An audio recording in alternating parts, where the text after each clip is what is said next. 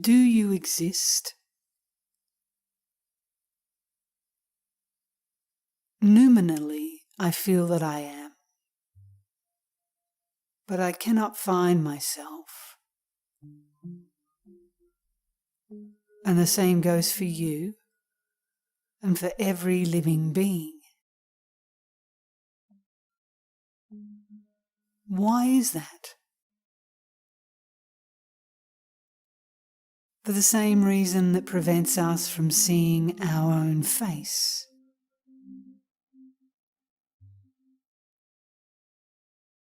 But you can see my face, and I can see yours.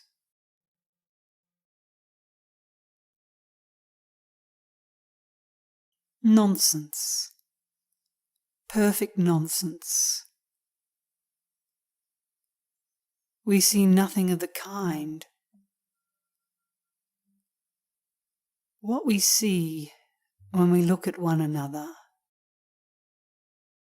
and at anything we can see it all, including our own feet, is just our object. And our object is part of ourself as its subject.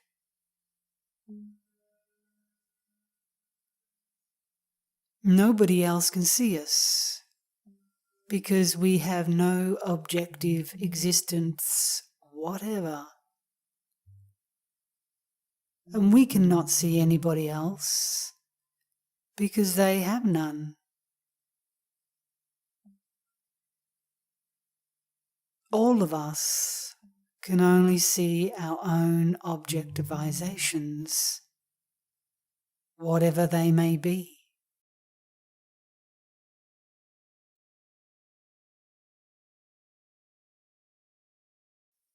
We do not exist as objects. Of course not. No thing exists as an object. That is why there is no such thing as an entity. How could there be? Space and time are purely mental concepts in mind.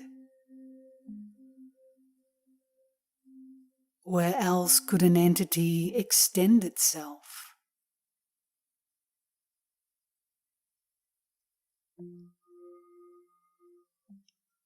Then no object is independent? None is dependent either. Others are yourself as whatever you both are. And their apparent otherness as your objects is entirely a part of your phenomenal mind.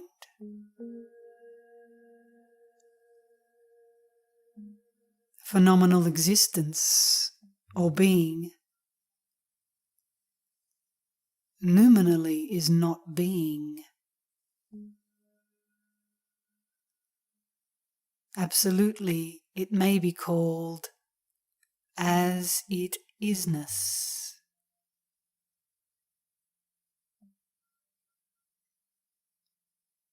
I begin to understand. Of course you do. Is that all it is? As the Tang dynasty monk said, laughing to his master when he suddenly understood, or found himself awake, as they put it.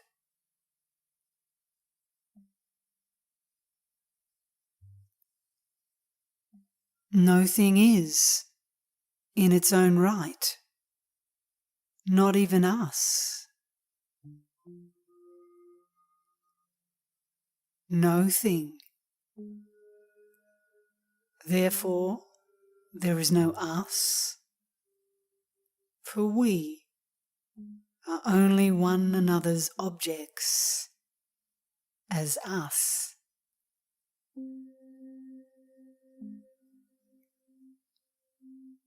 Then in what way are we?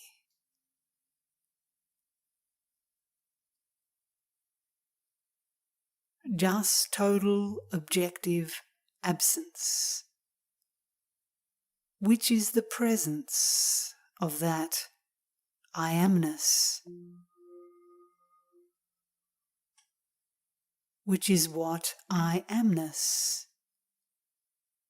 which is this I amness.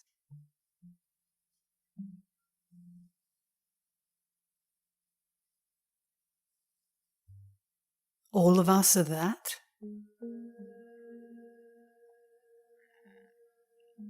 All of us are not that, not this, not any concept at all. Nothing mysterious about it. Nothing holy. Just phenomenal notness. And the absence of the concept of that notness.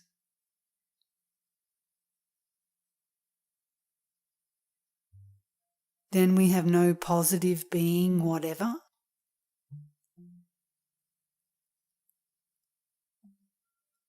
Positivity and negativity are phenomenal concepts.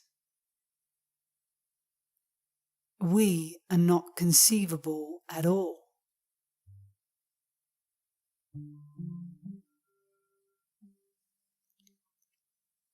Then who lives? You cannot find the doer of any deed, the thinker of any thought, the perceiver of any perception. The unfindable is all that we are, and the unfindable is the found.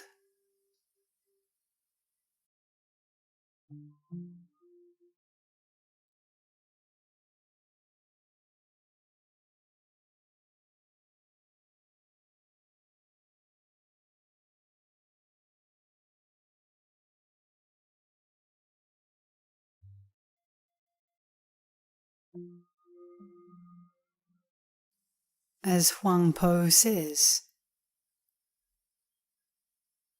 if you still cling to the notion that something, even if it be as small as the 100th part of a grain, might exist objectively, then even a perfect mastery of the entire Mahayana canon will fail to give you victory over the three worlds. Only when every one of those tiny fragments is seen to be nothing can the Mahayana achieve this victory for you. There is no self and no other. There is no wrong desire, no anger, no hatred, no love, no victory, no failure. Only renounce the error of conceptual thought processes, and your nature will exhibit its pristine purity. For this alone is the way to attain enlightenment.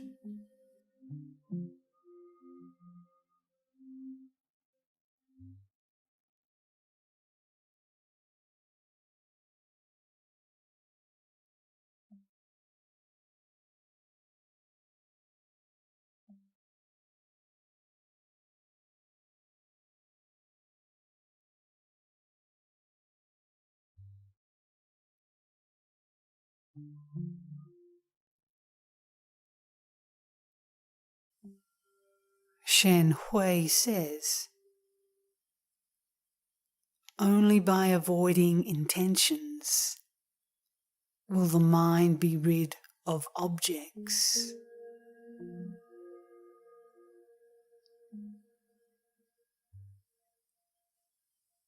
Only somebody who fancies that they live according to their own good pleasure can have intentions.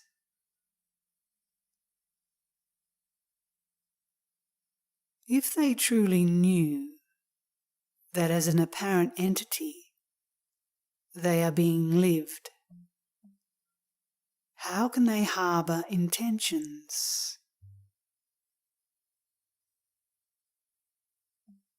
One who knows that they are being lived must know that as such they cannot be the subject of objects.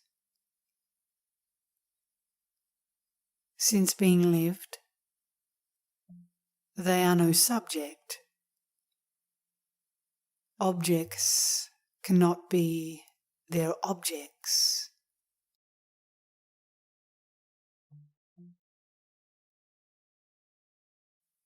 Therefore, to know that one is being lived is to know what one is not.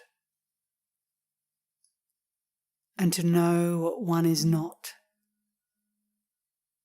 is to know what one is.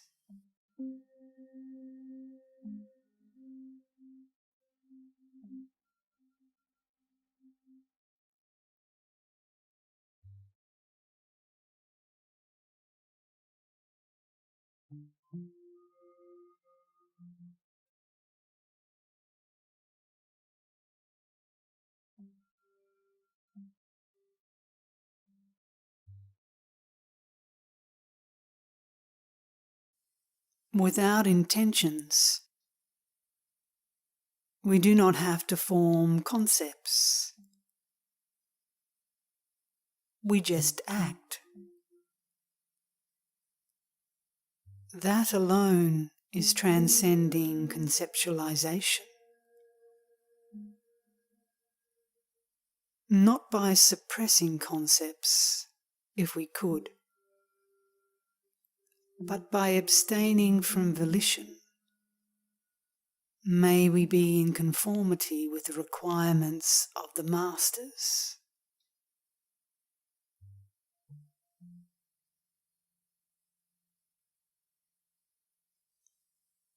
Shen Hui tells us, one without a purposeful intention is free from conceptualization.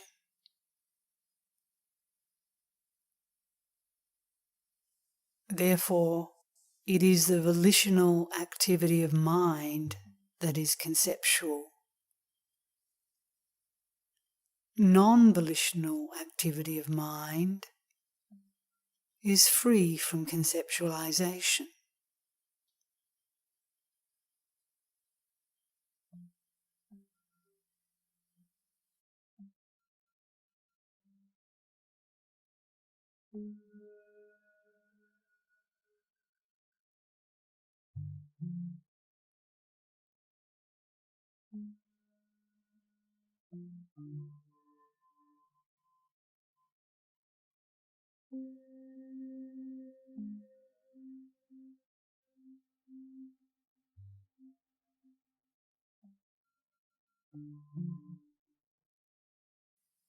The I notion alone can have intentions, for ego and will are synonymous.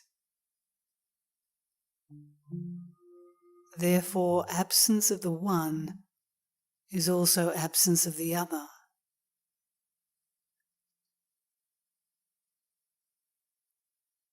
Intentions imply an act of will. The Taoist Wu Wei does not imply phenomenal inaction, but the absence of volitional action. The absence of volitional action implies the presence of noumenal action, which is the Taoist Te, the dynamic aspect of Tao.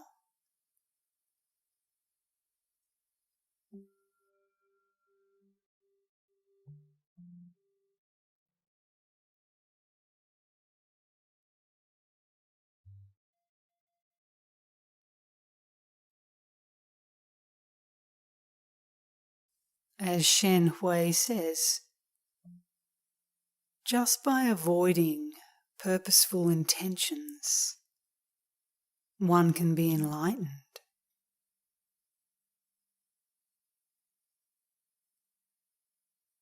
The attempt of a lived puppet to lead their own life is essentially the same as that of a dreamed puppet to lead theirs, and it is as real as any dream. Moreover, these attempts are the only reality either could ever know.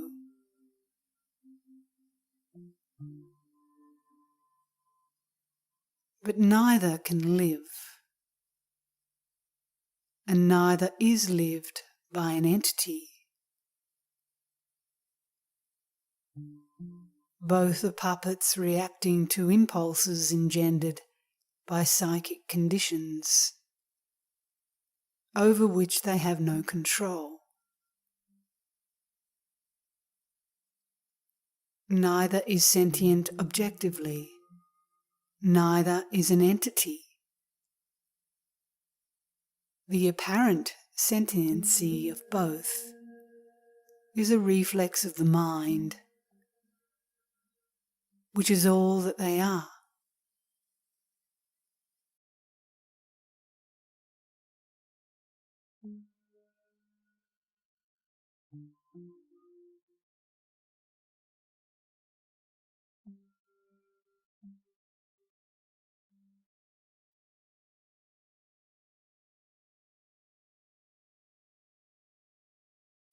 The I notion, which has intention, is itself such a reflex.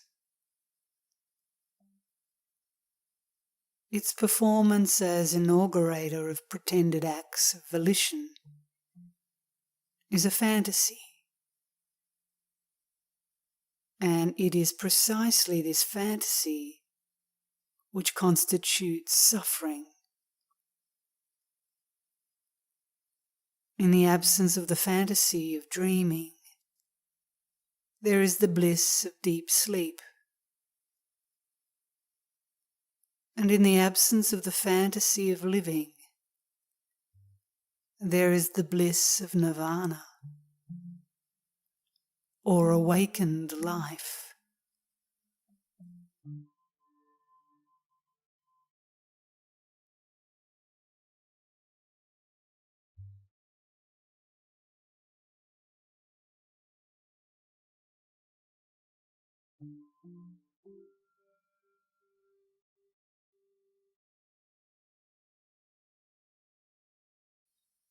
Intention is the temporal cause of psychological conflict, and purposeful intention is the temporal cause of physical conflict. Intemporally, there is no intention, and without intention, there is no counterpart to bliss. The term bliss being a conventional indication of the state of unconditioned being, which is devoid of any element of objectivity.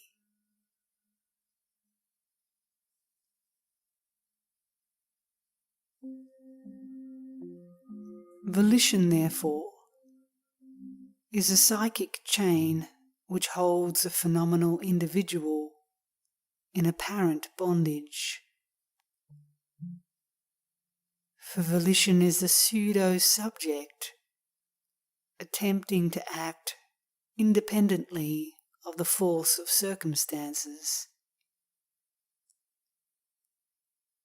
The absurdity of this performance should be sufficiently evident.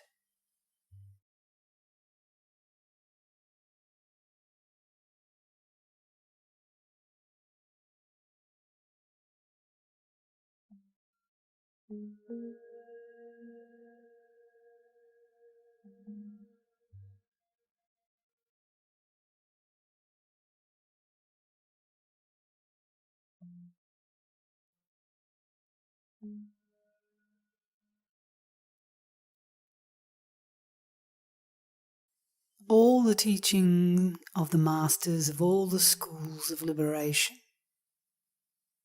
not only Buddhic, Vedantic and Taoist, but Semitic also, as witness, not my will but thine, O Lord, consists in attempts by means of knowledge, practices and manoeuvres to free the pseudo-individual from the chains of volition. For when that is abandoned, no bondage remains.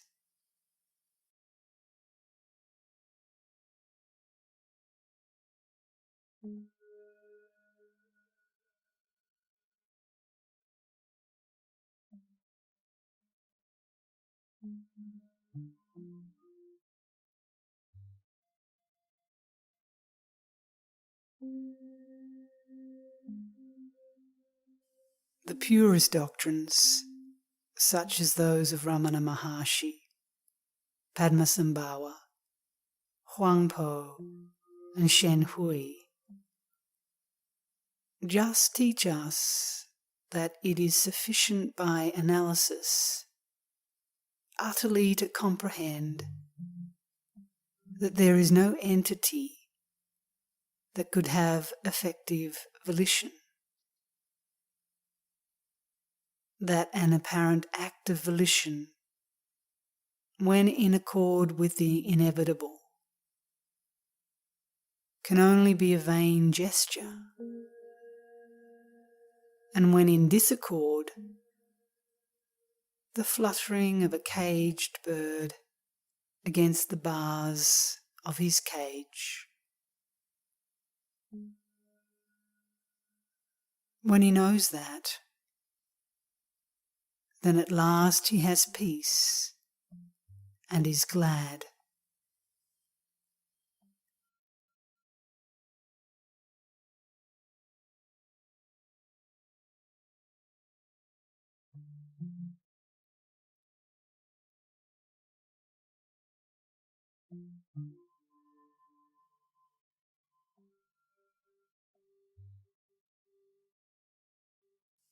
At a fair, when I was young, one could pretend to drive little motor cars round and round a track. They had a steering wheel that reacted to springs, but the vehicle was driven and steered automatically from below. Since one instinctively turned the wheel in the direction the little car had to go,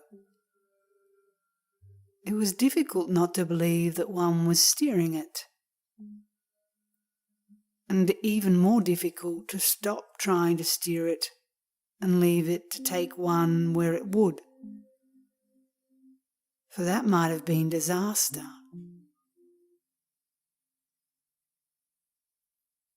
Such exactly is our volitional way of living.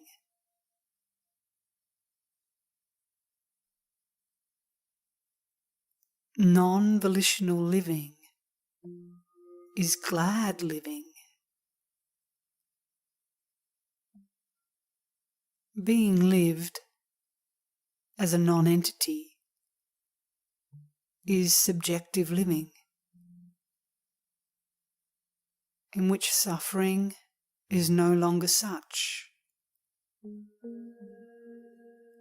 in which there is no place for care and for worry,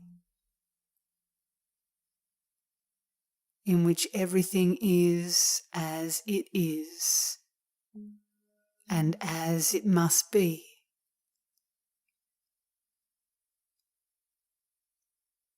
For it is intention that is responsible for dualistic conception and the ensuing comparison of interdependent counterparts seen as opposites,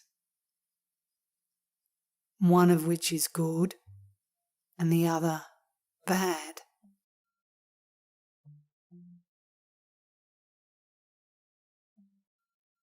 Also, it is noumenal living, and all that noumenal living is. It could also be termed reintegration.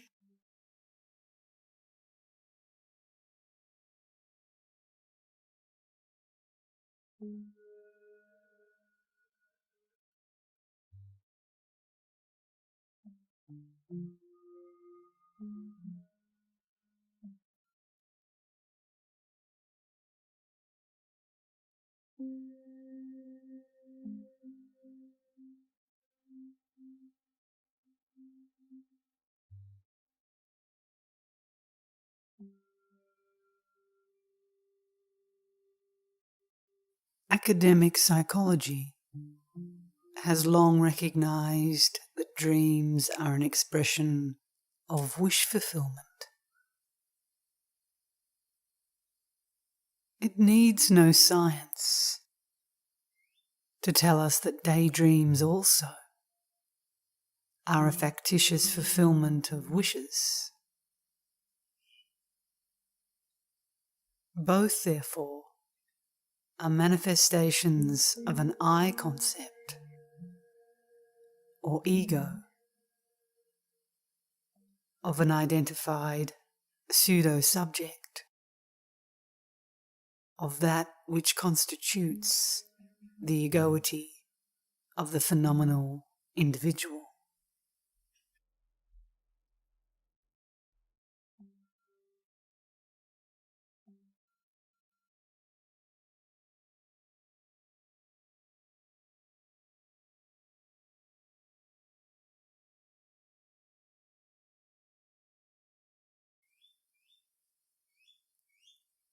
Is not thinking of the future also a form of daydreaming?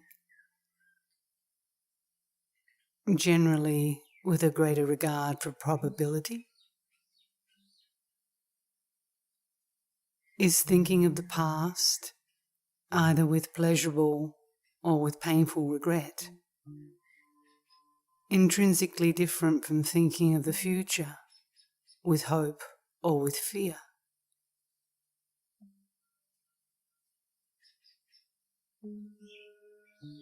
All are fictitious wish fulfillment, positive or negative. All, therefore, are acts of volition.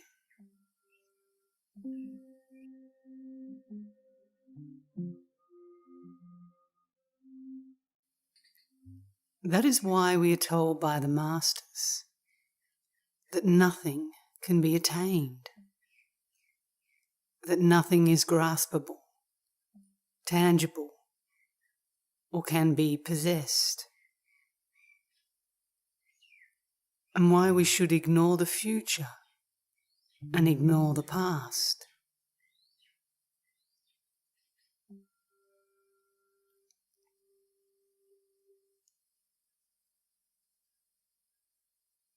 That is also why past and future are said not to exist, for they are only suppositions, theoretical apparatus of dualistic living. Both as future and as past are imagined. And since events are already past by the time we have interpreted them, they have never existed otherwise than as events in consciousness. I think that has already been explained.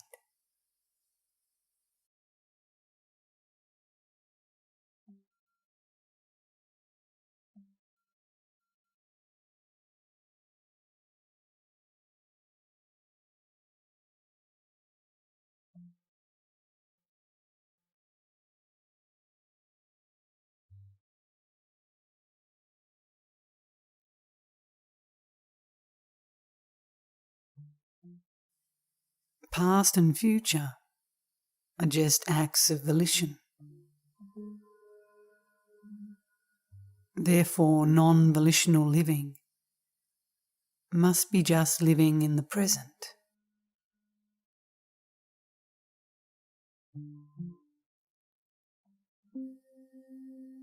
Be present in the present, as Robert Linson tells us. That is all that non-volitional living can be. But that does not mean that it exists as something that is happening. I have said above and explained elsewhere that everything we experience is the interpretation of a percept that is already past in the conditioned reflex that we know as time. Presence in the now moment is eternal. It is intemporal.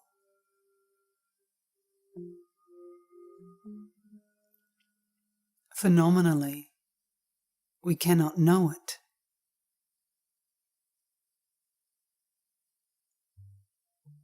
Being present in the present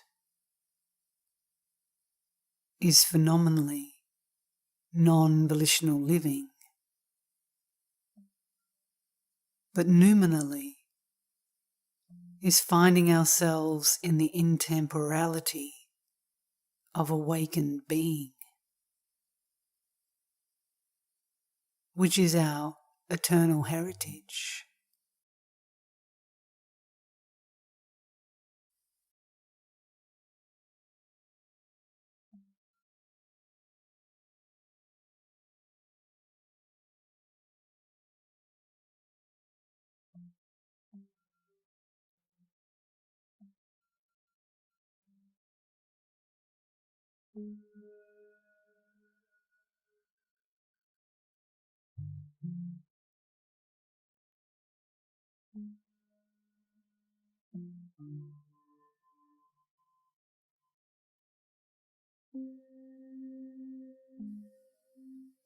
Tao, the pathless way, has a gateless gate, which, just as the equator separates the northern from the southern hemisphere, illusorily separates and unites the phenomenal and the noumenal, samsara and nirvana. It is the open road of escape from solitary confinement in the dungeon of individuality.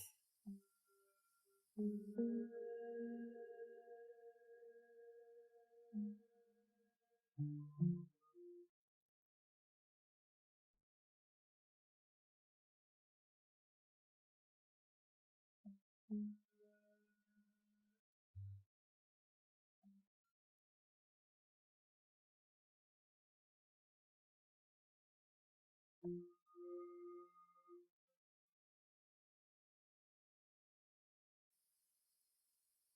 is the way of reintegration in this which we are. And it is pure as it isness.